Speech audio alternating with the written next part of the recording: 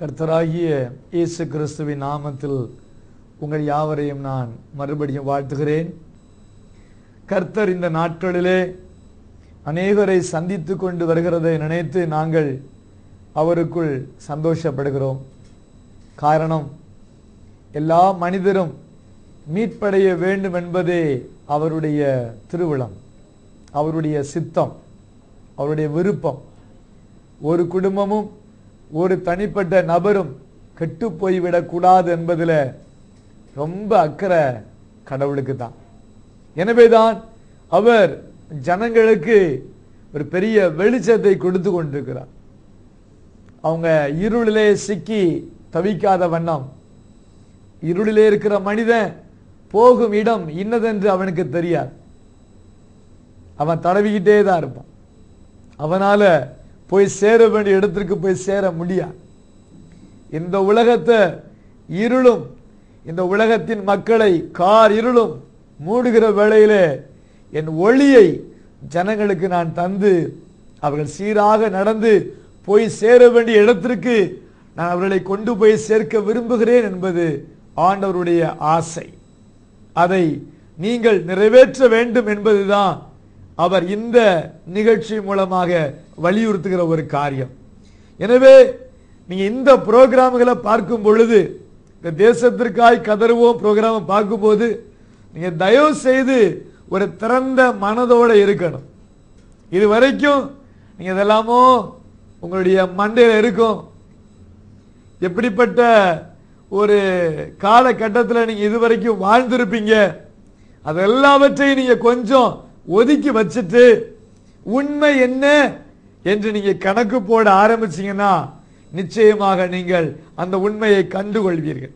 இல்லாவிட்டால் அப்படியே இருளிலே தடவி திரிகிற மனிதர்களைப் போல மாறிவிடுவோம். ஒளி உலகத்தில் வந்திருக்கிறது. அந்த ஒளியை இன்னைக்கு ஜனங்கள் விரும்பவில்லை. காரணம், இருள்ல அவங்க என்ன செஞ்சாலும் ஒளியில தெரியாதபடிக்கு அந்த இருளையே விரும்புகிறார்கள். இருள இருந்து என்ன செய்யலாம், ஆனா ஒளிக்கு வந்துட்டா எல்லாம் செய்ய முடியாது. எல்லாம் வெட்ட வெளிச்சம் ஆயிரும், எல்லாரும் பார்ப்பாங்க. அதனால நம்ம இங்க வந்துட்டா நம்ம அகப்பட்டுக்குருவோம். எனவே நம்ம இருளே இருந்து நம்ம காலத்தை ஓட்டலாம் என்று அநேகர் இன்றைக்கு முடிவெடுத்துகிறார்கள். அந்த இருள் இன்னும் காரிருளாய் மாறிவிடும். எனவே ஒரு மனிதன் கூட அந்த இருளிலே அழிந்து விடாதபடிக்கு அந்த ஒளியின் இடத்திற்கு வந்து நடக்க வேண்டும் என்று ஆண்டவர் விரும்புகிறார். இருள் என்பது மரணத்தை மாத்திரம் குறிப்பதல்ல. மரணம் ஒரு இருள், அறியாமை ஒரு இருள், துன்பம் துயரம் ஒரு இருள், சோர்வு ஒரு இருள். ஐயோ வாழ்க்கை அஸ்தமிக்கிறதே, இதுவரைக்கும் நம்ம ஒன்னையுமே செய்து முடிக்கவில்லையே என்ற அங்கலாய்ப்பு ஒரு மனிதனுடைய வாழ்க்கையில இருள். இந்த இருள் எல்லாவற்றையும் நீக்குவதற்கு ஆண்டவர் விரும்புகிறார். எனவே வித்தவுட் எனி prejudice, நீங்க ஏதோ ஒன்ன மனசுல வச்சுட்டு இதை கேட்காம திறந்த மனசோட கேளுங்க. ஒரு சோர்வுற்ற நிலவரத்தில் இருந்த ஒரு பிரயாணி அமெரிக்க ஐக்கிய தேசத்தினுடைய ஆரம்ப நாட்களில் ஒரு இடத்துக்கு போறதுக்கு வந்தான். வர்ற வழியில ஒரு பெரிய நதி ஓடிச்சு. அந்த நதியை அவன் கடக்க முற்படும் பொழுது பொழுது சாய்ந்து விட்டது. பொழுது சாய்ந்துட்டு நதியை கடக்கணும். அவனும் தனித்த ஒரு மனிதனாய் இவ்வளவு தூரம் நடந்து களைப்புற்ற ஒரு மனிதனா இருக்கிறான். இப்போ அந்த நதியை பார்த்தா அந்த நதி அந்த குளிர் நாட்களில் அப்படியே பனியாய் மாறிவிட்டது. ஒரு பெரிய பனிக்கட்டிய போல இருக்குது. இப்ப அதுக்கு மேல ஏறி அவன் பார்க்கிறான். பார்த்தா அவனுக்கு பயம், இவனை தாங்குமா, கரை சேருவோமா, நம்மளே இங்க ஒண்டியா வந்து மாட்டிக்கிட்டோம். மெதுவா தடவி பார்க்கிறான், அதை அழுத்தி பார்க்கிறான். அப்படியே போய் சேருவதற்காக கடப்பதற்காக அவன் தீர்மானம் எடுத்து அவனுடைய வெயிட் முழுவே வச்சுட்டா அது அப்படியே மூழ்கி போயிருமோன்ற அச்சத்திலேயே அவன் 4 காலால ஊந்து ஊந்து ஊந்து ஊந்து போறான். இப்படியே மெதுவா மெதுவா மெதுவா என்ன ஆயிரும், என்ன ஆயிரும், நம்ம மூழ்கிருவோமோ, செத்துருவோமோ, கரை சேர மாட்டோமோ, பொழுது சாய்ந்துருமோ, இப்படி பல பய உணர்வோடு அவன் முக்காவாசி தூரம் வந்த உடனே திடீர்னு ஒரு சத்தம் கேட்குது. யாரோ பின்னாடி இருந்து பாட்டு பாடுற ஒரு சத்தம். திரும்பி பார்த்தா வேகமாய் ஒரு குதிரை வண்டி, அந்த பனியில ஓடுவதற்கான ஸ்லெட்ஜ் வண்டின்னு சொல்லுவாங்க, அதுல அந்த குதிரை வண்டியில ஒருத்தன் வேகமா பாட்டு பாடிட்டு இவங்க ஊந்துகிட்டு இருக்கிறான், அவன் பக்கத்திலேயே பாட்டு பாடிட்டு போறான். இவனுக்கோ பயங்கர ஆச்சரியம், என்னடா இது பாட்டு பாடிட்டு போறான். அந்த வண்டிக்கு பின்னாடி இன்னொரு வேகன், இன்னொரு வண்டி பூட்டப்பட்டிருக்குது. அது நிறைய கறி, ஏனென்றால் அந்த நாட்களில் வெப்பத்துக்கு அவங்க பயன்படுத்தினது. அதை வச்சுக்கிட்டு ஒரு பெரிய லோடையும் இழுத்துக்கிட்டு போறான். இவன் தன்னையே இந்த பனி பார தாங்குமான்னு தவழ்ந்து இருக்கிறான். அவன் ஒரு குதிரை வண்டி, அதுக்கு மேல அவனுக்கு பின்னாடி இன்னொரு வண்டி, அது நிறைய கறி. இதோட அந்த வண்டி அவன் பாட்டு பாடி அவன் வேகமாக ஓட்டிக்கிட்டு போறான். இவனுக்கு கொஞ்ச நேரம் அதிர்ச்சி தான், இவ்வளவு தூரம் நம்ம இப்படி தவழ்ந்து வந்திருக்க வேண்டிய அவசியம் இல்லையே என்று தன்னையே நொந்து கொண்டானாம். பிரியமானவர்களே, இன்றைக்கும் இந்த மெய் கடவுளை அறியாதவர்கள், தங்க வாழ்க்கையில இருக்கிற அவருடைய பாதையை தெரியாதவர்கள், இதை உணராதவர்கள் இன்னைக்கு வரைக்கும் பயந்து பயந்து செத்துக்கிட்டே இருக்கிறார்கள். வாழ்க்கையின் முக்காவாசி பகுதி இது பயத்திலேயே முடிஞ்சு போயிற்று. கரை சேருவோமா, பொழுது சாய்கிறதே, என் வாழ்க்கை முடிய போதே, ஆனா கரை சேரணுமே, என் பிள்ளைகளுக்கு செய்ய வேண்டிய காரியத்தை செய்து முடிக்கணுமே, எனக்கு இவ்வளவு பெரிய காரியங்கள்லாம் இன்னும் இருக்குதே, அதெல்லாம் முடிக்காம இருக்கிறேனே, என்னுடைய வாழ்க்கையோ முடிய போகுதே, நான் என்ன செய்வேன்? இந்த பயத்துல அச்சத்துல நான் தாக்கு பிடிப்பேனா, நான் உயிரோடு இருப்பேனா, இதுலயே மக்கள் நீ போயிட்டு இருக்கிறாங்க. காரணம், அவர்களுக்கு தங்கள் வாழ்க்கையை குறித்து, தாங்கள் போய் சேர வேண்டிய இடத்தை குறித்து, தங்களை தாங்குகிற வல்லமையை குறித்து கொஞ்சம் கூட அறிவில்லாததுனாலே அவர்கள் தங்கள் வாழ்க்கையின் பெரும் பகுதியை பயத்துல, திகில்ல, வியாகுலத்துல, கவலையில, கண்ணீர்ல கழித்து விட்டார்கள். ஆனால் இது கடவுளுடைய சித்தம் கிடையாது. எப்படி அந்த குதிரை வண்டியில பெரிய லோட இழுத்துக்கிட்டு அவனா இழுத்தான், அந்த வண்டி இழுக்க அந்த வண்டியை செலுத்தி அவ்வளவு பாட்டு பாடிட்டு போனவன போலதான் இந்த உலகத்தின் பாரங்களை, உங்களுடைய கடமைகளை, உங்க காரியங்களை நீங்க இன்னொரு வண்டி இழுக்க பாட்டு பாடிக்கிட்டு கரை சேர வேண்டும் என்று தேவன் சித்தம் வைத்திருக்கிறார். ஆனா இன்னைக்கு மனிதர்கள்லாம் தாங்களே நடக்க முடியாதவர்களாய், கரை சேர முடியாதவர்களாய் தத்தளித்துக் கொண்டிருக்கிறார்கள். இது காரணம் என்ன? அவருடைய வாழ்க்கையை குறித்த அறிவு இல்லை, அவருடைய வாழ்க்கையின் முடிவை குறித்த அறிவு இல்லை, அவர்களை யார் நடத்துவார், யார் தாங்குவார் என்பதை குறித்த அறிவு இல்லை. இந்த அறியாமை என்கிற இருள் ஒரு கார் இருளுக்குள்ளே அவர்களை கொண்டு போய் கொண்டிருக்கிறது. அது ஒரு மீளாத இருள், மீள முடியாத இருளுக்குள்ளே இன்னைக்கு ஜனங்களை கொண்டு போய் கொண்டிருக்கிறது.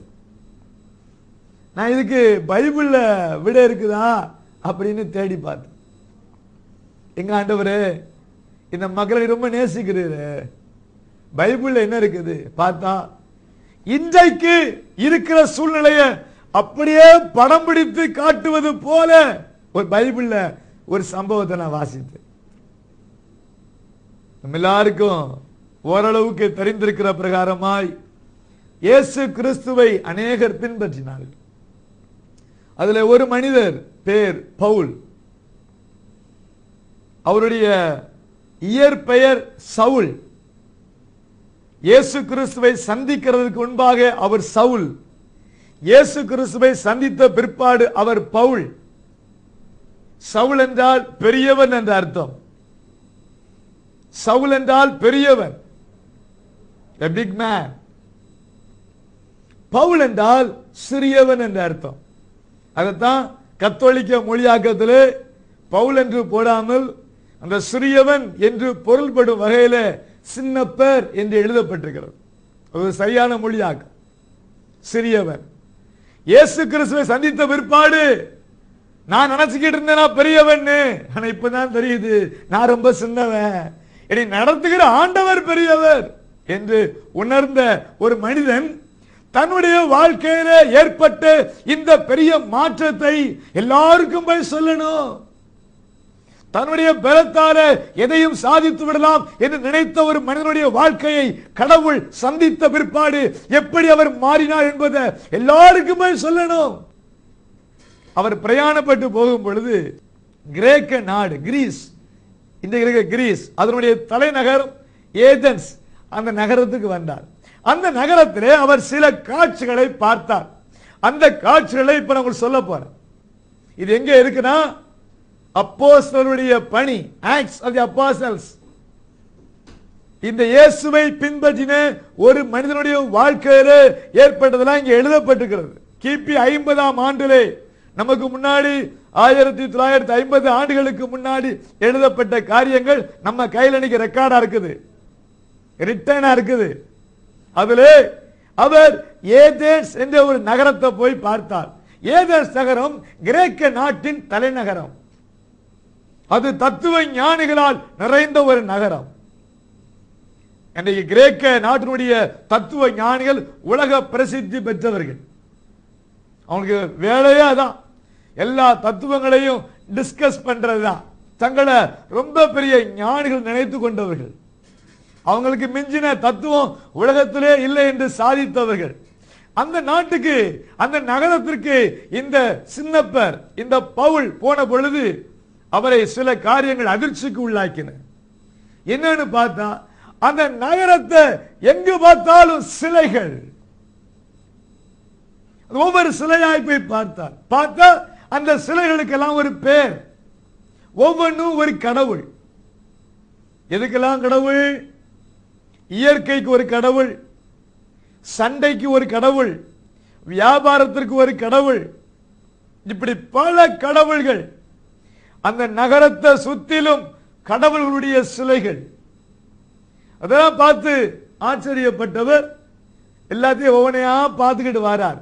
வந்தா ஒரு இடத்துல ஒரு பீடம் மட்டும் இருக்குது, கடவுளை காணும். நல்லா கவனிக்கணும் நீங்க. ஏன் இதை பரிசுத்த ஆவியானவர், மெய்யான கடவுள் நமக்கு எழுதி கொடுத்திருக்கிறார். உலகத்திலே நான் பார்க்கிற காரியங்கள் எல்லாம் கடவுளுக்கு உகந்தது தானா? பார்த்தா ஒரு இடத்துல ஒரு கடவுளுக்கு ஒரு பீடம் இருக்குது, கடவுளை காணும். கீழே எழுதியிருக்குது, இவர் அறியப்படாத கடவுள். இப்ப விசாரிக்கிறார், என்னையா எல்லாத்துக்கும் கடவுள் வச்சிருக்கிறீங்க, இங்க ஒரு பீடம் இருக்குது, அதுல அறியப்படாத கடவுள்னு போட்டிருக்குது, இதுக்கு என்ன அர்த்தம் கேட்கும்போது அவங்க சொல்றாங்க, இந்த நகரத்திலே பல ஆண்டுகளுக்கு முன்பாக ஒரு பெரிய கொள்ளை நோய் வந்தது. நல்ல கவனிங்க. அந்த கொள்ளை நோயினாலே அநேகர் மாண்டு போனார்கள். எனவே எங்களுக்கு, எங்க மூதாதையருக்கு தெரிந்த அவ்வளவு கடவுள்களுக்கும் நாங்கள் பலி செலுத்தினோம். அவ்வளவு கடவுளுடைய பேரை சொல்லி, உலகத்தில் என்னென்ன கடவுள் இருக்கிறாரோ அவ்வளவு கடவுள் பேரை சொல்லி பலிகளை செலுத்தினோம். வாதை நிக்கல. அப்பந்தான் எங்களில் ஒருவர் வந்து, இப்பா எல்லா கடவுளுக்கும் நீங்க பீடம் கட்டி பலி செலுத்தினீங்க, ஒரு கடவுளும் கேட்கிற மாதிரி இல்ல. எனவே இப்போ நமக்கு தெரியாத ஒரு கடவுள் இருக்கலாம், இந்த பேரெல்லாம் இல்லாம இன்னொரு கடவுள் நமக்கு தெரியாத கடவுள் இருக்கலாம்.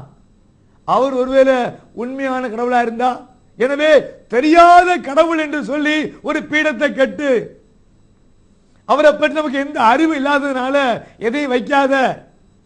இப்போ அந்த பீடத்துக்கு முன்பாக ஒரு பலியை செலுத்து, அப்படி செலுத்தி இருக்கிறாங்க. செலுத்தின உடனே வாதை நின்றதாம். இது அவருடைய வரலாறு. உடனே அந்த மெய்யான கடவுள் அவராக கூட இருக்கலாம் என்பதனால அப்படிப்பட்ட அறியப்படாத கடவுளுக்கு ஒரு பலிபீடத்தை கட்டி வைத்தார்கள். இப்போ இந்த பட்டணம் முழுவதும் கடவுள்களால நிரம்பி இருந்தது. இந்த எல்லா கடவுள்களுக்கும் அவங்க பலி செலுத்தினாங்க. பவுல் போய் இதெல்லாம் என்ன, நான் வந்து இன்னொரு உண்மையான கடவுளை பற்றி பேச விரும்புகிறேன் சொன்ன பொழுது அங்கே ரெண்டு கூட்டத்தார் இருந்தார்கள். ஒரு கூட்டத்தாருக்கு பெயர் அதுல இருக்குது. அப்போஸ்தலர் பணி 17ஆம் அதிகாரத்துல 18ல எப்பிகூரியன்ஸ் இவங்க யாரு அப்படின்னா, எப்பிகூரஸ்னு ஒரு மனிதன் இருந்தான். அவன் கிறிஸ்துவுக்கு முன்னாடி ஒரு 300 ஆண்டுகளுக்கு முன்னாடி தோன்றிய ஒரு மனிதன். அதே கிரேக்க நாட்டில் தோன்றிய ஒரு மனிதன். அவன் ஒரு தத்துவ ஞானி. அவன் என்ன சொன்னான், இந்த உலகத்தில் உள்ள கடவுள்கள் எல்லாம் பொய்யே, எதையும் நம்பாத, உன் இஷ்டம் போல வாழு, இந்த உலகத்தில் உள்ள எல்லா இன்பத்தையும் நீ அனுபவித்து விட்டு செத்து விடு, இல்லாட்டா நீ இந்த உலகத்தை அனுபவிக்க முடியாத ஒரு பரிதபிக்கப்பட்ட மனிதனாய் மாறி விடுவாய். இதான் அந்த எப்பிகூரஸ பின்பற்றின மனிதர்கள் கற்றுக்கொண்ட போதனை. இன்னொரு கூட்டத்தார் இருந்தாங்க. அந்த கூட்டத்துக்கு பேரு ஸ்டோயிக்ஸ். இவங்க யாருன்னா, அந்த நாட்களுக்கு பிற்பாடு இன்னொருத்தன் எழும்புனா, அவன் பேரு ஜெனோ.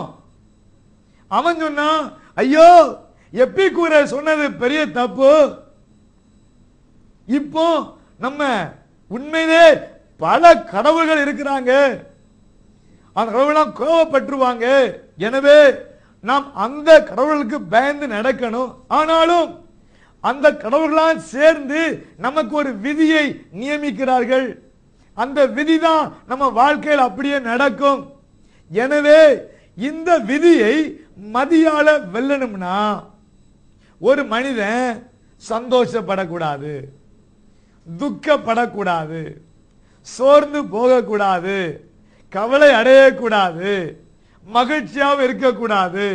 அவன் இப்படியே தன்னை ஒடுக்கி தனக்கு வரக்கூடிய அவ்வளவு உணர்வுகளையும் அவன் ஒடுக்கி ஆள தெரிந்திருக்கணும்.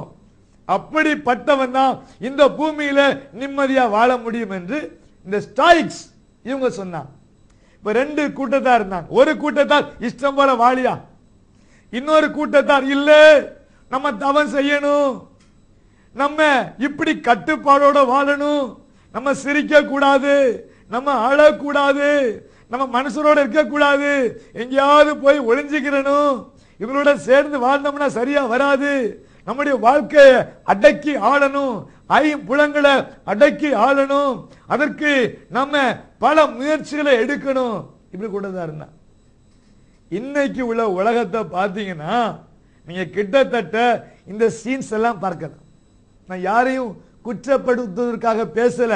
இப்படிப்பட்ட ஒரு நிலவரத்திலே கடவுள் ஒரு பதிலை வைத்திருக்கிறார் என்றால், ஒருவேளை அது இப்ப உள்ள சூழ்நிலையை குறிப்பதா இருந்தாலும் அந்த பதில் இன்னைக்கு செல்லுபடி ஆகும். நீ நல்லா புரிஞ்சுக்கிறேன். நீ இதான் கிபி 50ஆம் ஆண்டிலே இருந்த ஒரு காட்சி. உலகத்தின் மக்கள் இப்படி இருந்தாங்கன்னு அன்னைக்கு இருந்த கிரேக்கர்களை சான்றிதழா கொண்டு வரார்.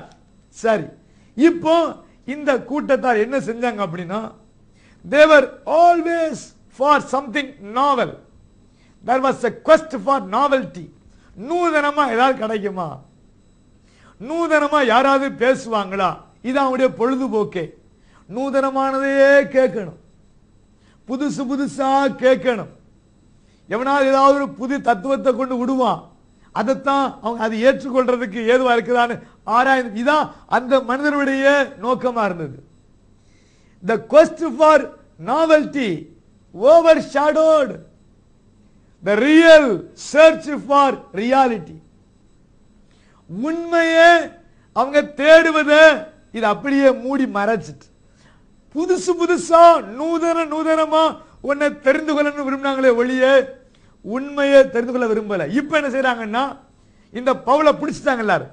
இங்க வாயா, என்னையா பெருசா நூதனமா பேசுற, நீ வா, வந்து எங்க மார்ஸ் மேடைக்கு வா அப்படின்னு கூப்பிடுறாங்க.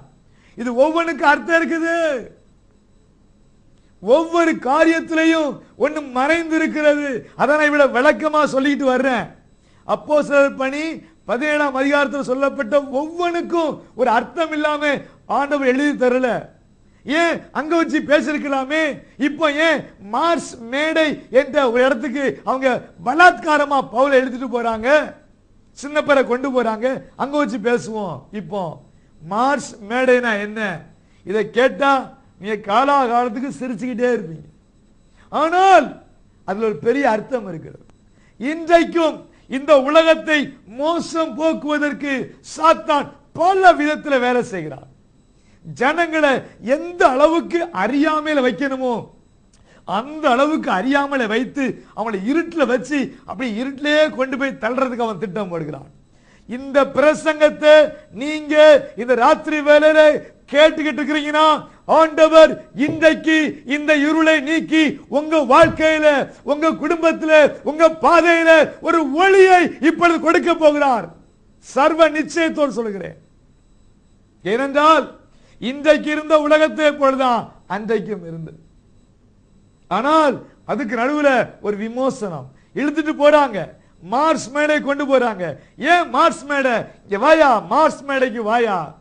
ஏனென்றால் இந்த இடம் தான் உலகத்திலேயே மிகவும் நீதி நிறைந்த இடம். அவன் சொல்றது ஏன்? மார்ஸ் என்பவர் ஒரு கடவுள். எது கடவுள்? யுத்தங்களுக்கு கடவுள். மார்ஸ் என்பவர். இன்னைக்கு அத நம்ம செவ்வாய் கிரகணம் சொல்றோம். இந்த பெயர்கள் தான் இன்னைக்கு கிரகணத்துக்கு வச்சிருக்காங்க. Mars, Neptune, mercury. மெர்க்குரி என்றால் வியாபார கடவுள். மெர்க்குரி என்றால் வியாபார கடவுள். மார்ஸ் என்றால் யுத்தத்துக்குள்ள கடவுள். நெப்டியூன் என்றால் கடலுக்குள்ள கடவுள்.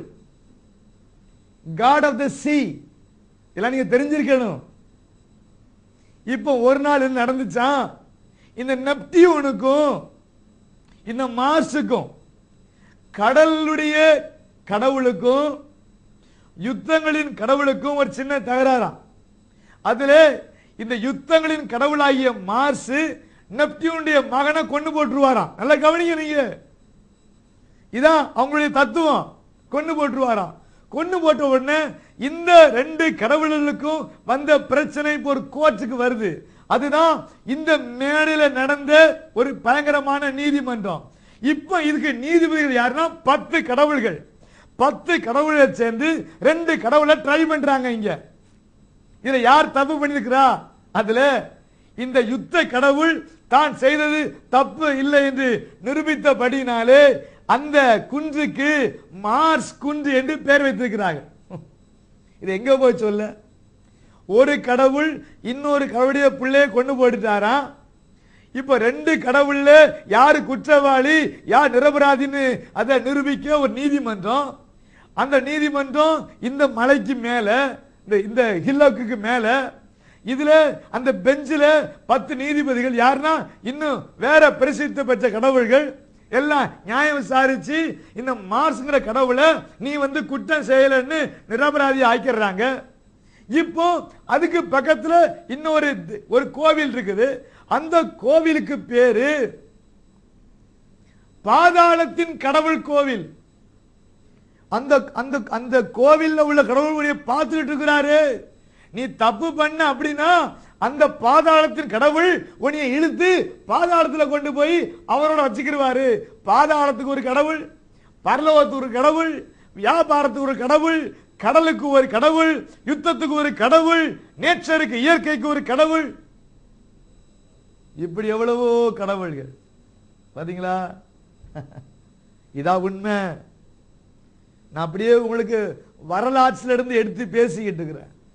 17ஆம் அதிகாரத்தில் இவ்வளவு சமாச்சாரம் அங்க இருக்குது. வா வந்த அந்த மார்ஸ் மேடையில எங்க கடவுள்கள் நீதி விசாரிச்ச இடத்துல நீ நில்லு, பேசு. பக்கத்துல ஒரு பாதாள கடவுள் பார்த்துக்கிட்டு இருக்கிறாரு. அவருக்கு நீ பயப்பட்டு பேசணும். அப்பதான் இந்த சின்னப்பர் பவுல் சொல்றாரு, ஐயோ ஏதென்ஸ் நகர மக்களே, நீங்க இவ்வளவு பக்தி வினயத்தோடு இருக்கிறீங்களே, ஆனா உண்மை தெரியாம இருக்கிறீங்களே. You seem to be very religious, but you are ignorant about the true God. உங்களை பார்த்தா பயங்கர பக்தி மார்க்கத்தில் இருக்கிறீங்க, ஆனா உங்களுக்கு உண்மையான கடவுள் பக்தி என்னன்னு தெரியலையே.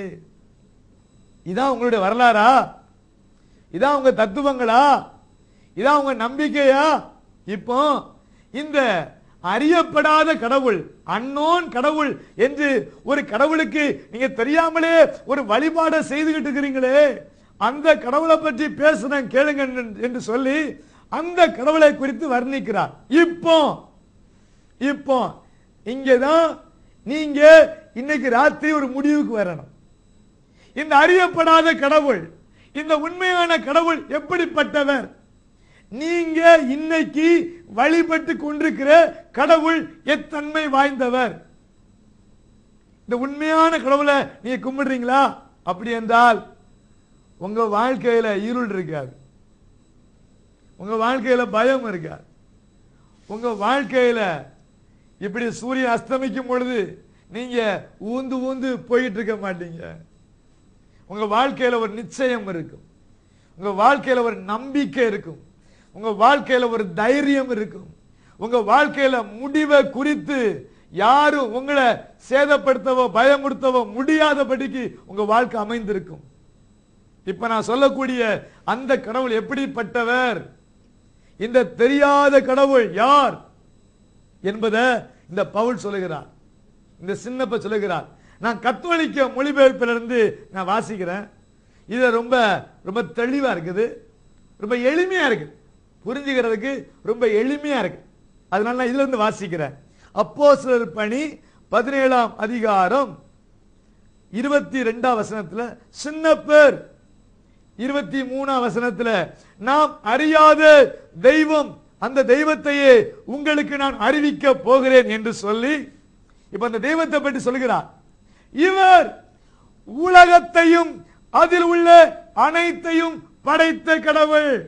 ஒரு கடவுள் உலகத்தையும் உலகத்தில் உள்ள அனைத்தையும் படைத்த கடவுள்.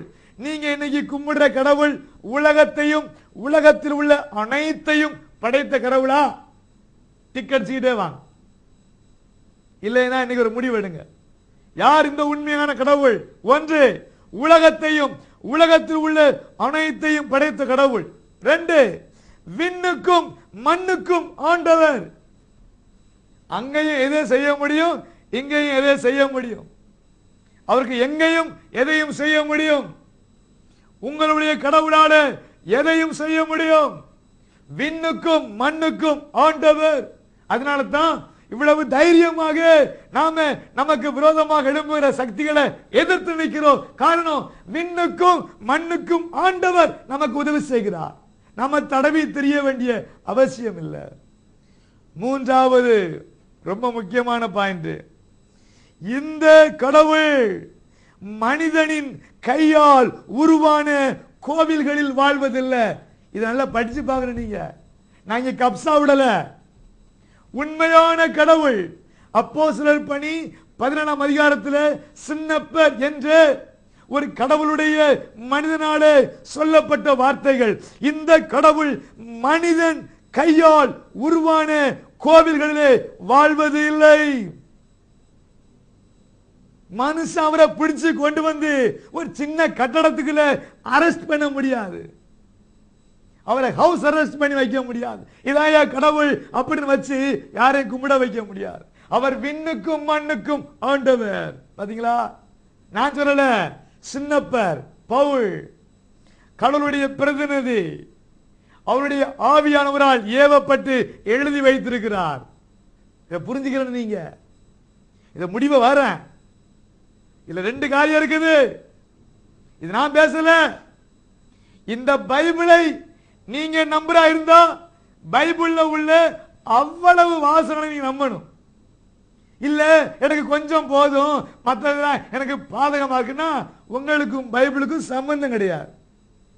அவர் விண்ணுக்கும் மண்ணுக்கும் ஆண்டவர். மனிதனின் கையால் உருவான கோவில்களிலே வாழ்வதில்லை. அனைத்திற்கும் மூச்சு உயிர் எல்லாமே அளிக்கிறவர். எல்லாத்துக்கும் சுவாசம். எல்லாரும் இன்னைக்கு உயிரோட இருக்கிறோம் என்றால் அதுக்கு காரணம் இந்த கடவுள் தான். அடுத்தது, இப்படி எல்லாருக்கும் எல்லாவற்றையும் கொடுக்கிறவர். அவர் ஏதாவது நம்மகிட்ட லஞ்சம் வாங்கி நமக்கு உதவி செய்யற கடவுள் கிடையாது. புரிஞ்சுக்கிட்டீங்களா? நான் எப்படியும் வாழ்வேன், ஒரு 1000 ரூபாயை தூக்கி போடுவேன், நான் எப்படியும் வாழ்வேன், ஒரு சின்ன மாலையை தூக்கி போடுவேன், நான் கொஞ்சம் காசை தூக்கி காணிக்கையா போடுவேன். அவர் நம்ம காசை வச்சு அவர் அங்க ஒன்னும் பண்ட மாற்று முறை பண்ண முடியாது. அவர் அங்க வியாபாரமா பண்ணிக்கிட்டு இருக்கிறாரு. நம்ம காசை கூட என்ன செய்ய முடியும்? நம்ம காசு நம்மளோட அழிய போகுது, நம்ம பொன் நம்மளோட அழிய போகுது. இதை வச்சு அவரை நம்முடைய வசத்துக்கு இழுக்கலாம் என்று நினைக்க கூடாதான். பாத்தீங்களா? அவர் ஏதோ ஒன்று தேவைப்படுவது போல மனிதனிடம் எதையும் கேட்டு பெற்றுக் கொள்வதில்லை. கடவுளை பாருங்க. எனவே உங்களை யாராவது ஏமாத்தினா ஏமாந்துடாதீங்க. உண்மையான கடவுள் யாருன்னு பாருங்க. இந்த கடவுள் உங்ககிட்ட இருந்து பிடுங்குற கடவுள் கிடையாது. உங்ககிட்ட இருந்து ஒன்ன வாங்கி அவர் அங்க அவருடைய காலத்தை நடத்துறவர் கிடையாது. அடுத்தது மிக முக்கியமான ஒரு பாயிண்ட், எல்லா மனுஷரையும் ஒரே இரத்தத்தின் மூலமாக இந்த உலகிலே தோன்ற பண்ணி வாழ்வளித்தவர். நல்லா கவனிக்கணும். எல்லா மனுஷரும் ஒரே இரத்தத்தினாலே இந்த பூமியிலே தோன்றும்படி செய்தவர். இங்கதான் எல்லா மனுஷரும் ஒன்று. அவன் உயர்ந்தவன், இவன் தாழ்ந்தவன் என்று எந்த ஒரு மதமாவது தத்துவமாவது போதித்தால் அது பொய். மெய்யான கடவுள் யார்னா எல்லாரையும் ஒன்று போல் பார்க்கிறவர். இவன் உயர் குலம், இவன் தாழ் குலம், இவன் உயர்ந்த ஜாதி, இவன் தாழ்ந்த ஜாதி, நீ இந்த ஜாதியில பிறந்திருக்கிற, நீ அந்த ஜாதியில பிறந்திருக்கிற, அப்படி கிடையாது. எந்த ஒரு மதமாவது தத்துவமாவது உங்கள் ஜாதியை வச்சு உங்களை பிரிக்கும் என்றால் அந்த தத்துவம் அந்த மதம் ஒரு உண்மையான கடவுளை உங்களுக்கு போதிப்பது கிடையாது என்று நான் அழுத்த நிறுத்தமா சொல்றேன். அது பொய்யே, அதை நம்பாதீங்க. பைபிள் ரொம்ப தெளிவா இருக்குது. எல்லா மனுஷரையும் சகல ஜனங்களையும் மனுஷ ஜாதிகளையும் ஒரே இரத்தத்தினாலே தோன்ற பண்ணினார். நம்ம ஒரு தாய் தகப்பனுக்கு பிறந்த பிள்ளைகள். அப்படி இருக்கும் பொழுது நமக்குள்ள எப்படி வித்தியாசம் இருக்க முடியும்? புரியுதா உங்களுக்கு? ஜாதிகளை புகுத்தின மதம், ஜாதிகளை அட்வொகேட் பண்ற மதம், அது கடவுளுக்கு உகந்த ஒரு வழி கிடையாது, ஒரு மார்க்கம் கிடையாது. அது ஒரு போலியான மார்க்கம். இது ஒரு பெரிய அடையாளம். இன்றைக்கு முடிவெடுத்துக்கிறீங்க, எல்லாரும் ஒரே குலம். அதைத்தான் இன்னொரு இடத்துல இவர் சின்னப்பர் சொன்னாரு. இப்ப ராயப்பர் பேதுருங்கிற ஒருத்தர், அவரும் கடவுளுக்காக ஊழியம் செய்தவர், அவர் மூலமா சொல்றார்.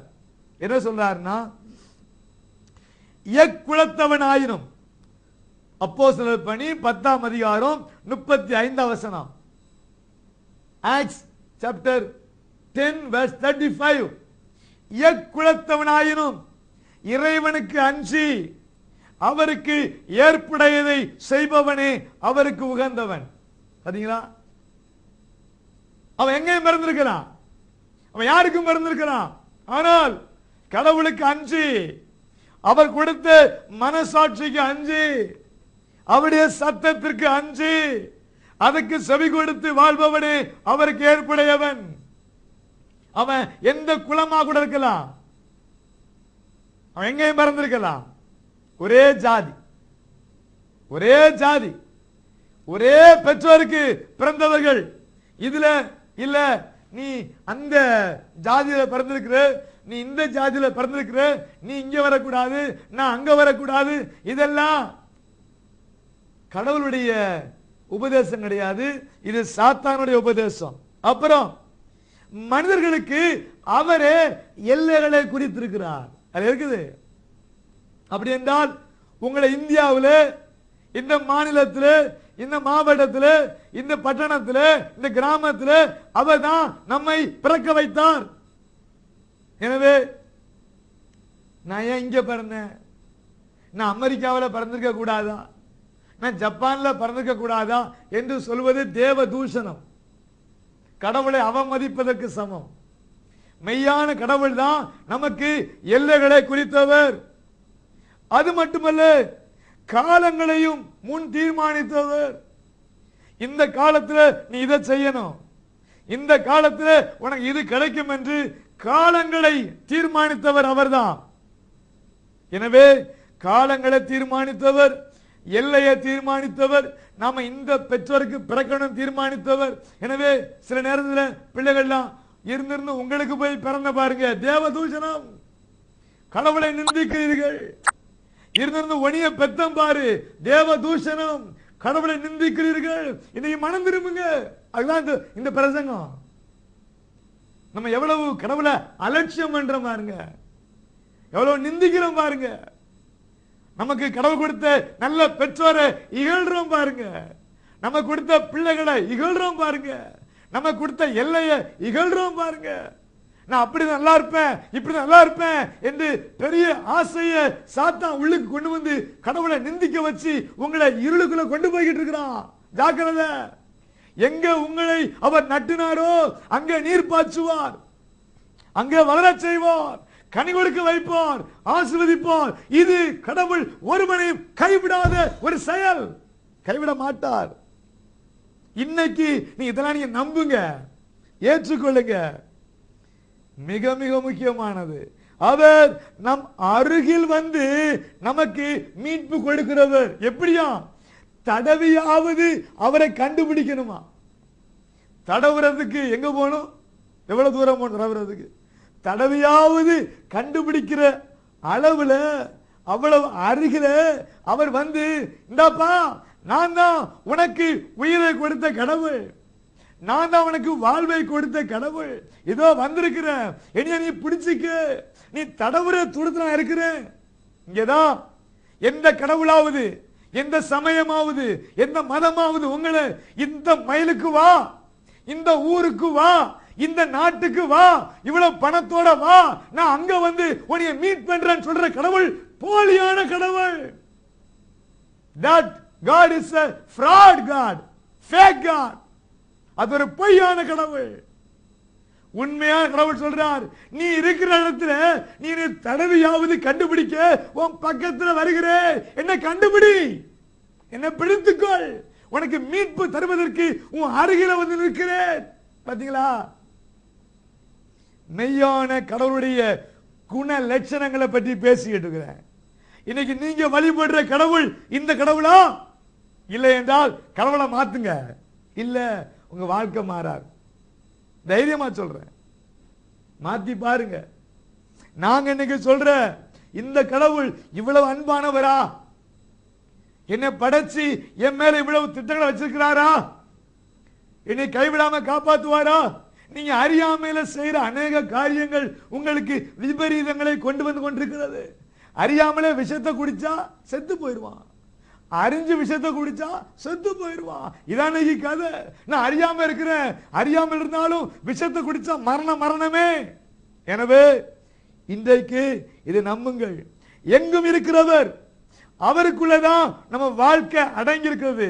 அசைவது, பிழைப்பது, நகர்வது, போவது, வருவது எல்லாம் அவருக்குள்ளதான். அவர் கையை எடுத்துட்டாரு, கதை முடிஞ்சு போச்சு.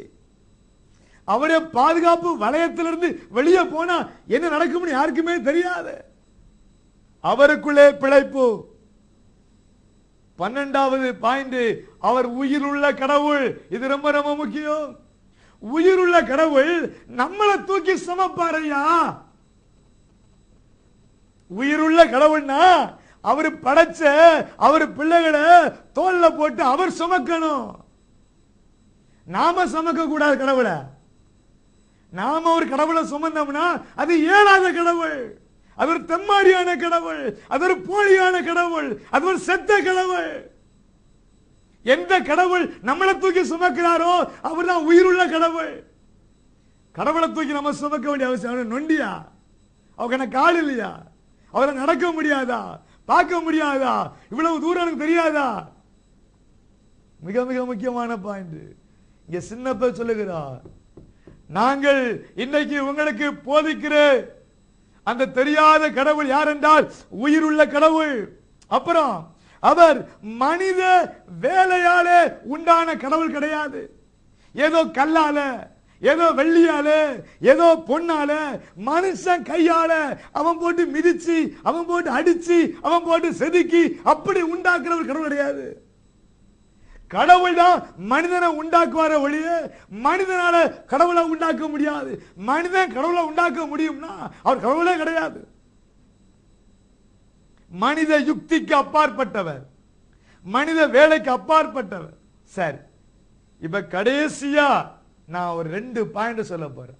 கடைசியா இவ்வளவு சிறப்புகள் நிறைந்த இந்த கடவுள் ஒன்னு சொல்றாரு, எப்பா இது வரைக்கும் உனக்கு என்னைய பற்றி தெரியலையா? பரவாயில்லப்பா. பாத்தீங்களா, இப்படி யாரா சொல்லுவாங்களா? இதுவரைக்கும் நீ அறியாமையில் உள்ள காலங்களை நான் மறந்து மன்னிக்க ஆயத்தமா இருக்கிறேன். இன்றைக்கு இந்த 28ஆம் தேதி வரைக்கும் நீ ஒருவேளை என்னை அறியாம இருந்திருக்கலாம். பரவாயில்ல, உன்னை மன்னிச்சு மறக்கிறேன். உன்னுடைய அவ்வளவு கிரியைகளை மறக்கிறேன். நீ எனக்கு விரோதமாய் செய்த எல்லாவற்றையும் மறக்கிறேன். நீ பேசினதை மறக்கிறேன். நீ செஞ்சதை மறக்கிறேன். நீ எனக்கு விரோதமாய் எல்லாம் எந்தெந்த ரீதியிலாம் நீ செயல்பட்டாயோ எல்லாம் மறக்கிறேன். காரணம் நீ அறியாமையில செஞ்சிட்டேன்னு ஒத்துக்கிறியா? மறக்கிறேன். ஆனால் இனி நீ மனம் திரும்ப வேண்டும் என்று நான் விரும்புகிறேன். இந்த 10 மணிக்கு நீ மனம் திரும்புவாயா? இதுவரைக்கும் நீ அறியாம இருந்த பரவாயில்ல, நீ எதையோ கும்பிட்டுட்ட பரவாயில்ல, எதையோ செஞ்சிட்ட பரவாயில்ல, எங்கேயோ போயிட்ட பரவாயில்ல, ஆனா இன்னைக்கு ராத்திரி 10 மணிக்கு நீ மனம் திரும்புவியா? ஆண்டவர் கேட்கிறார். எவ்வளவு பாசமான கடவுளை பாருங்க. நான் வந்திருக்கிறேன், நீ தொட்டி கண்டுபிடிக்கலாம். உன் வீட்டில் இருக்கிறேன், உன் முன்னாடி நிக்கிறேன். நீ பார்க்க முடியாத ஒரு பெரிய கடவுள் வந்திருக்கிறேன். நான் எங்க இருப்பேன், உன்னை ஆசீர்வதிக்க விரும்புகிறேன். என்னைய நீ தொட்டி கண்டுபிடி, நான் மன்னிக்கிறேன். ஆனால் நீ இன்னைக்கு ராத்திரி நீ மனம் திரும்புவியா? ஆம்பிரியமானவர்களே, இவர் யார் அப்படின்னா அவர் சொல்கிறார், இந்த பூமிக்கு வந்து தன் ஜீவனே கொடுத்து உயிரோடு எழும்பி நீ நமக்காக கிரியை செய்கிற கர்த்தராகிய இயேசு கிறிஸ்து. எனவே நான் உங்களுக்காக ஜெபிக்க போறேன். இதை நீங்க மறந்துடாதீங்க. நீங்க வழிபடுற கடவுள், நீங்க ஆராதிக்கிற தெய்வம், நீங்க ஆண்டவர்னு கூப்பிடுற ஆளு, இந்நாட்டு நம்ம போய் பேசலாம், நம்ம துன்பங்களெல்லாம் போய் சொல்லலாம்னு நினைக்கிற ஆளு எப்படிப்பட்ட ஆளு? மனுஷன் செஞ்சதா? மனுஷனால செய்யப்பட்ட ஒரு கடவுளா? கல்லால, பொன்னால, வெள்ளியால செஞ்சிருக்கலாம். சின்னப்பர் சொல்கிறார், இதோ நீங்கள் இந்த கடவுளை நீங்க பொன்னால மண்ணால நீங்க செய்ய முடியாது, செய்யக்கூடாது. நீங்க அப்படி செஞ்சீங்கன்னா அது கடவுள் கிடையாது. மனிதனின் கலைத்திறன், மனிதனின் அறிவு அமைந்த வேலைப்பாட்டிற்கு கடவுள் ஒப்பானவர் என்று எண்ணக்கூடாது. சின்னப்பர் சொல்கிறார். எனவே இன்னைக்கு ராத்திரி, ஆண்டவரே நான் அறியாமையில வாழ்ந்துட்டேன்யா, என்னை மன்னிச்சிடும். மெய்யான கடவுளே இயேசுவே வாரும், நாம் தடவியாவது கண்டுபிடிச்சு ஒரு விமோசனத்துக்குள்ள போக விரும்புகிறேன். இந்த செய்தியை நீங்க ஒருவேளை தூக்கி வீசலாம், இல்ல இந்த செய்தியை நீங்க ஆராய்ந்து பார்க்க முற்படலாம், இல்லாட்டா இந்த செய்தியை நீங்க ஏற்றுக்கொள்ளலாம். ஆனால் இந்த செய்தி 2 செய்ய போகுது, 2 காரியம் செய்ய போகுது. ஒன்னு உங்களை ஆசீர்வதிக்க போது, இன்னொன்னு உங்களை நியாயம் தீர்க்க போது. போட்டிருக்குது.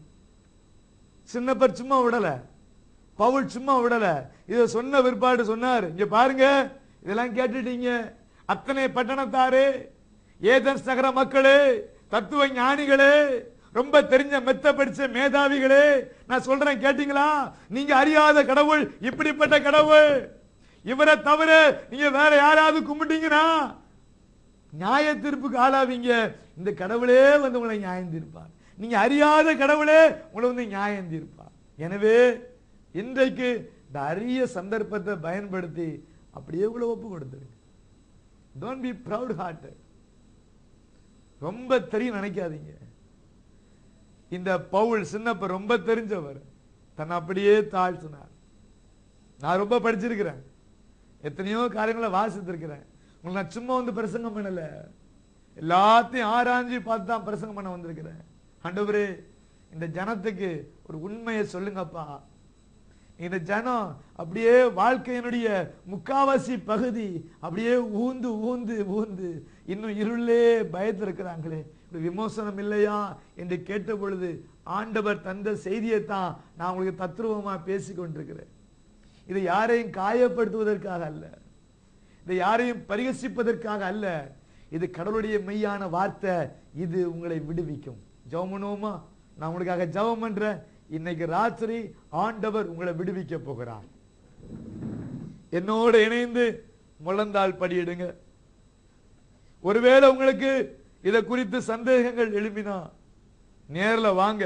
தொழில் நெருக்கடி, குடும்பத்தில் பிரச்சனை, நாங்க இதுவரைக்கும் இதெல்லாமோ தேடி பார்த்துட்டோம், முடியல, விமோசனம் இருக்குதா? வாங்க. உங்களுக்கு உண்மையான விமோசனத்தை ஆண்டவரிடமிருந்து பெற்றுத்தர எங்களால முடியும் என்று நாங்கள் உறுதியாக சொல்கிறோம். விடுதலையை மெய்யாக பெற்றுத்தர முடியும். அப்படிலாம் நாங்க பேச மாட்டோம். வாருங்கள். எப்பேற்பட்ட பிரச்சனை இருந்தாலும் சரி, உங்களுக்காக நாங்க எங்க இறைவனிடம் மன்றாடி பெற்றுத்தர முடியும். இப்படிப்பட்ட கடவுளை சேவிக்கிறோம். அவ இன்றைக்கு உங்களை ஆஸ்வதிப்பாராக. அன்பின் பரலோக பிதாவே, ஒன்றான மெய் தேவனே, உம்மை ஆராதிக்கிறோம், உம்மை ஆராதிக்கிறோம். எங்களை தாழ்த்துகிறோம் ஆண்டவரே. எங்களுக்கு தெரிந்ததை கொண்டு எங்க அறியாமையிலே நான் மாண்டு போய் விடாதபடிக்கு எங்கள் மேல இவ்வளவு இரக்கம் உள்ளவராக இருக்கிறீர்கள் ஐயா. இன்றைக்கு அநேகருடைய மன கண்களை நீங்க திறந்ததற்காக உமக்கு நன்றி. அநேகருக்கு இந்த மெய்யான கடவுள் யார், அவருடைய குணாதிசயங்கள் எப்படிப்பட்டவைகள் என்பதை நீர் விளக்கினதற்காக நன்றி. எங்களை எல்லாம் நீர் தோன்ற பண்ணி எங்களை ஆசீர்வதிக்க பிரியமா இருப்பதற்காக நன்றி ஐயா. ஒருவேளை இன்றைக்கு ராத்திரி இந்த இருளே தடவி கொண்டிருக்கிற இந்த ஜனம் உம்மை கண்டுபிடிக்க வேண்டும் என்று நினைக்கிற வேளையில உம்மை அவர்களுக்கு வெளிப்படுத்த வேண்டும் என்று இந்த மக்களுக்காக பரிந்து பேசுகிறோம். இந்த மக்களுக்காக கதறுகிறோம். இந்த தேசத்தின் மக்களுக்காக கதறுகிறோம். இந்த நகரத்தின் சுற்று வட்டாரத்தின் மக்களுக்காக கதறுகிறோம். இன்றைக்கு இவருடைய வாழ்க்கையிலே ஒரு மெய்யான ஒளி வீசுவதாக, இருள் அகழுவதாக இயேசுவின் நாமத்தினாலே. மெய்யான ஒளியாகிய இயேசுவின் நாமத்தினாலே இருள் அகன்று போ, வாதைகள் அகன்று போவதாக, வேதனைகள் அகன்று போவதாக. இவர்களை இதுவரைக்கும் கட்டி வைத்திருந்த அறியாமையை அடக்கிறோம் இயேசுவின் நாமத்தினாலே. இந்த உண்மையான கடவுளை அறிய முடியாதபடிக்கு உள்ள பெருமையான எண்ணங்களை அடக்கிறோம் இயேசுவின் நாமத்தினாலே. இன்றைக்கு ஆண்டவரே, தாழ்மையோடு உம்மை தேடுகிறவர்கள் உம்மை கண்டுபிடிப்பார்களாக. இந்த உண்மையான கடவுளுடைய ஆசீர்வாதங்களை அனுபவிப்பார்களாக. அவர்களுக்காக வைத்திருக்கிற திட்டங்கள் நிறைவேறுவதாக, நன்மைகள் வருவதாக, பாதுகாவல் வருவதாக, அவளை சுற்றிலும் ஒரு அக்கினி எரிவதாக, சாத்தான் அவளை தொடாதபடிக்கு தேவ பாதுகாவலும் நன்மையும் ஒத்தாசையும் உண்டாவதாக. எங்கள் தேவனை செய்யப்பதற்காக சோத்திரம். ஒருவேளை இதுவரைக்கும் கண்டுபிடிக்க முடியாத காரணத்தினால நான் அவதிப்பட்டு கொண்டிருக்கிறேன் என்று சொல்கிறவர்களுக்கு கர்த்தாவே உம்மை வெளிப்படுத்துவீராக. குடும்பங்களிலே இனம் புரியாத பயமும் வேதனையும் ஆண்டு கொள்கிற வேளையிலே அவளை விடுவிப்பீராக. இயேசுவின் நாமத்திலே சாத்தானே வெளியேறு, வெளியே போ இயேசுவின் நாமத்தினாலே. அசுத்த ஆவிகளே, நீ எத்தனை பேராக இருந்தாலும் சரி, இந்த இரவிலே குடும்பங்களை விட்டு, தனி மனிதனை விட்டு, எல்லைகளை விட்டு வெளியேறு. விசுவாசிக்கிறவர்களுக்கு பரலோகத்தின் ஒத்தாசை வெளிப்படுவதாக, பரலோகத்தின் படை இறங்குவதாக. ஹல்லேலூயா. நாங்கள் அறிவித்திருக்கிற இந்த தேவன் மெய்யான தேவன். நாங்கள் விசுவாசிக்கிற தேவன் மெய்யான தேவன். நாங்கள் ஆராதிக்கிற தேவன் மெய்யான தேவன். நாங்கள் வழிபடுகிற தேவன் மெய்யான தேவன் என்பதை நிரூபிக்கும் வண்ணமாய் என் தேவனே உம்முடைய ஓங்கிய புயம் உம்முடைய பலத்த கரம் மக்களை விடுவிப்பதாக. ஹல்லேலூயா. இன்னைக்கு ராத்திரி ஆயிரக்கணக்கான ஜனங்கள் விடுதலை அனுபவிப்பார்களாக. அறியாமை நீங்கட்டும். எங்கேயும் ஓட வேண்டாம். இருக்கிற இடத்திலேயே இந்த தேவன் என்னை தேடி வந்திருக்கிறார் என்ற உணர்வு உண்டாவதாக. அப்படியே செய்யுங்கப்பா. ஆசீர்வதிங்க. உங்களுக்கு தான் மகிமை. நீங்க தான் விடுதலையாக்குற தேவன். நீங்க தான் நன்மைகளின் தேவன். எங்கும் வியாபித்திருக்கிற தேவன். ஆசீர்வதிங்கப்பா. ஆசீர்வதிங்க. இயேசுவின் நாமத்திலே நன்மைகளையும் ஆசீர்வாதங்களையும் நான் பெற்றுக்கொள்கிறோம் நல்ல பிதாவே. ஆமென். ஆமென். தொடர்ந்து இந்த நல்ல தீர்மானத்தில் நிலைத்திருங்கள். நீங்க இந்த கடவுளுடைய பெரிய நன்மைகள் எல்லாம் அனுபவிப்பீர்கள். உங்களுக்கு ஏதாவது உதவி செய்யணும் என்ற எண்ணம் ஒரு உணர்வு ஏற்பட்டா உங்களை தொடர்பு கொள்ளுங்கள். நாங்கள் உதவி செய்ய காத்துக்கிட்டு இருக்கிறோம். God bless you. Praise the Lord.